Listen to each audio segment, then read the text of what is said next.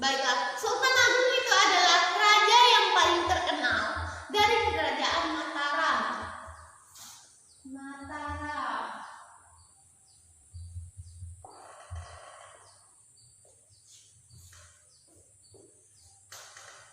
Pada masa pemerintahan Sultan Agung, Mataram mencapai zaman keemasan.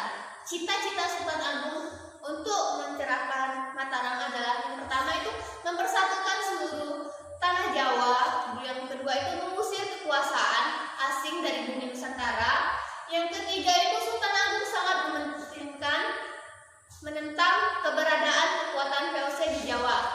Jadi maksudnya itu Sultan Agung itu tidak ingin tanah Jawa itu dikuasai oleh para VOC tersebut. Baiklah, adapun yang keempat itu tindakan VOC yang terus memaksakan kehendaknya untuk melakukan monopoli perdagangan, membuat para pedagang pribumi mengalami kemunduran. Adapun yang kelima itu kebijakan monopoli itu juga dapat membawa penderitaan rakyat. Oleh karena itu, Sultan Agung merencanakan serangan ke Batavia. Perlawanan Sultan Agung terhadap VOC di Batavia dilakukan 2 kali, yaitu pada tahun berapa anak-anak? Pada tahun 1628 dan 1629. Artinya, Sultan Agung ini melakukan 2 kali atau pada 2 masa yaitu 2 tahun. Perlawanan tersebut disebabkan oleh beberapa hal. Yang pertama itu Sultan Agung menyadari bahwa kehadiran Kompeni Belanda di Batavia dapat membahayakan kesatuan negara yang dalam hal ini terutama pada Pulau Jawa. Dan yang kedua itu Sultan Agung sempat mengajukan beberapa tawaran kepada VOC, tetapi ditolak. Ketiga, bagi Sultan Agung, Batavia merupakan kota yang dapat merugikan kerajaan. Dan yang keempat itu imperialisme Belanda dengan VOC-nya mempunyai 2 rencana kejahatan. Adapun bentuk perlawanan Sultan Agung terhadap VOC, yang pertama itu perlawanan pada 1628. Tanda-tanda pertama bahwa orang Mataram akan merencanakan sesuatu yang luar biasa adalah penutupan hampir seluruh pantai Jawa atas perintah Tumenggung Bareka dari Kendal. Perlawanan kedua yaitu pada tahun 1629. Persiapan untuk serangan kedua dijalankan jauh sebelum serangan itu dimulai. Artinya, Sultan Agung ini sudah merencanakan dari jauh hari dengan cara ancang-ancang atau mereka mempersiapkan segala sesuatu yang akan mereka lakukan pada saat penyerangan tersebut. Dan perhatian dipusatkan pada persoalan logistik kecuali masalah persenjataan dan pengangkutan. Yang sangat vital fungsinya adalah beras. Di beberapa tempat sepanjang rute perjalanan, barisan diadakan tempat persediaan beras, antara lain di Tegal dan Cirebon. Adapun yang ketiga itu dampak kekalahan Sultan Agung bagi Mataram. Kegagalan yang sampai 2 kali dialami oleh pasukan Mataram di Batavia itu tentu meninggalkan kesan yang mendalam terhadap Mataram, khususnya bagi Sultan Agung. Setelah musibah di Batavia, Sultan Agung memang patut cemas. Adapun yang pertama itu dampak kekalahannya yaitu 1. Rakyat Priangan melepaskan diri dari kekuasaan raja karena menyesalkan petaka di Batavia yang meminta banyak korban. Dan yang kedua itu mulai terjadi sejumlah pergolakan di sekitar pusat kerajaan yang mungkin lebih berbahaya. Dan yang ketiga itu kekalahan Sultan Agung di Batavia juga menghancurkan mitos bahwa dirinya tidak dapat dikalahkan. Artinya,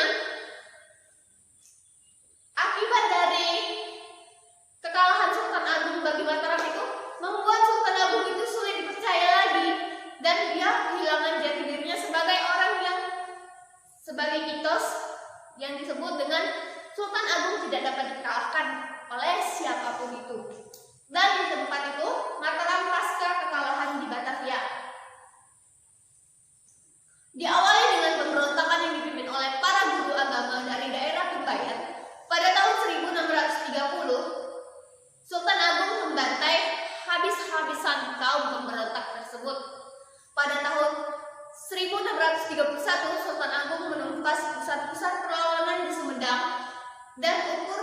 di Jawa Barat. Kemudian di tahun 1636 terjadi pemberontakan di Giri. Sepeninggalan Sultan Agung, perpecahan, persaingan, perbuatan kekuasaan, dan kepentingan pribadi di antara penguasa-penguasa daerah dan di antara kaum bangsawan kembali berkecamuk. Artinya, pada saat sesudah kekalahan Sultan Agung bagi Mataram di Batavia, itu sangat membuat kehancuran di Batavia tersebut. Seperti itulah kondisi Mataram pasca pemerintahan Sultan Agung. Sekian materi yang Ibu sampaikan hari ini. Ibu rasa kalian semua sudah cukup paham ya. Sampai di sini sudah yang sudah Ibu jelaskan ini ya. Baiklah, sekarang Ibu akan memberi kalian tugas. Tugasnya ini dikerjakan di rumah ya.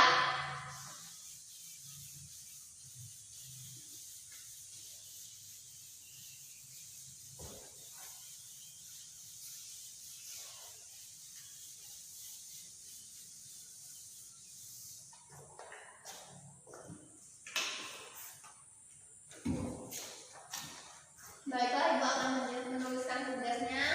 Ini PR. Silakan anak-anak tulis ya. Yang pertama itu menyebutkan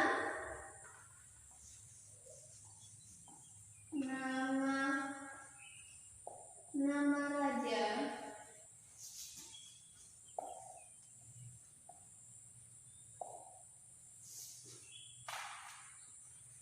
Mataram Islam.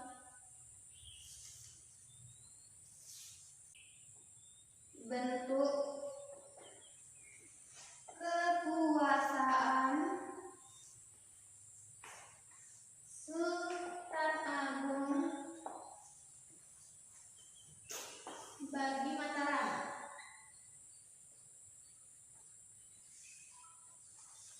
Baiklah, itu tadi tugasnya ya.